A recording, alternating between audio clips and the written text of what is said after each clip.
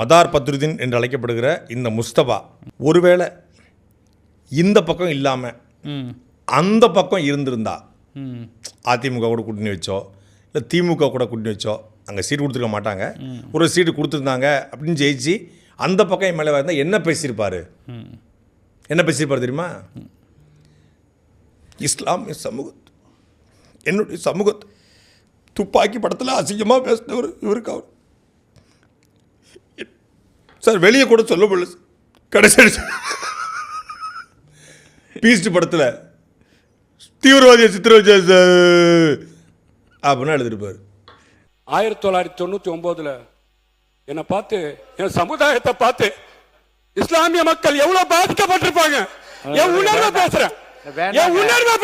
இவர் ஜெயிச்சிருக்க மாட்டாருன்னு சொல்லி எல்லாரும் கிண்டல் பண்ணாங்களாமா, இவர் கேலி பண்ணாங்களாமா. கடைசியா புதிய தலைமுறையில் ஒரு டிபேட்டுக்கு என் கூட வந்தாப்புல. அந்த டிபேட்டில் இவர் என்கிட்ட சொன்னது, நான் சொல்வது வந்து பைபிள் மீது, குரான் மீது, திருக்குறள் மீது சத்தியம் மட்டும் சொல்கிறேன். நான் பேசுகிற இந்த மைக் மீது சத்தியம் மட்டும் சொல்கிறேன். இவர் சொன்னார், ஒரு தொகுதிக்கு 5000 ஓட்டுகள் கூட தாவேக்கா வாங்காது. நான் சொல்வது சத்தியம்.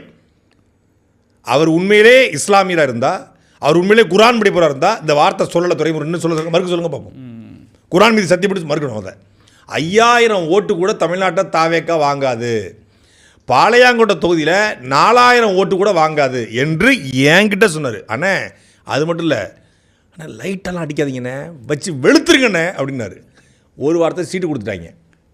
சீட்டு கொடுக்காமல் இருந்தால் அவர் தாவேக்காவுடைய ஆதரவுலேருந்து வெளியே வர தயாராக இருந்தார்.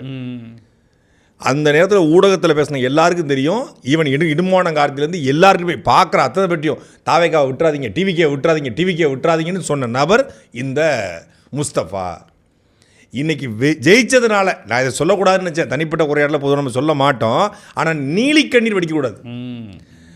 என்னமோ நேற்றுக்கு நாள் தான் வந்து இந்த மாதிரி இது சம்பவம் நடந்த மாதிரியும் இவர் வந்து உடனே வந்து பேசுகிற மாதிரியும் அது நடந்து போன ஒரு விஷயம். சரி, அது வந்து இன்றைக்கி சட்டசபையில் நீங்கள் பேசுகிறீங்கன்னா, நீங்கள் துப்பாக்கி படத்துக்கும் பீஸ்ட் படத்துக்கும் அறிக்கை போட்டிருக்கீங்களே, 23 அமைப்புகளை திரட்டி விஜயனுடைய வீட்டை மூட்டிட்டு போய் விஜய் மண்டையில் மூளை இருக்கான்னு கேட்டார். யார்? இதே முஸ்தபா மதார் பத்ருதீன். விஜய் மண்டையில் மூளை இருக்கா?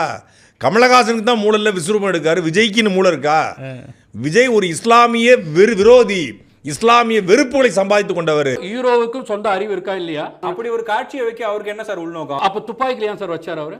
துப்பாக்கில என்ன அடிப்படையில் துப்பாக்கி? விஜய்க்கு வந்து 6 அறிவு இருக்குன்னு நீங்க பேசுறீங்கன்னு வச்சுக்கோங்களேன். துப்பாக்கில எந்த அடிப்படையில் வச்சிருக்காரு? இந்த இடத்துல இப்படி பேசுறாரு, அட்டென்ஷன் சீக்கிங்காக.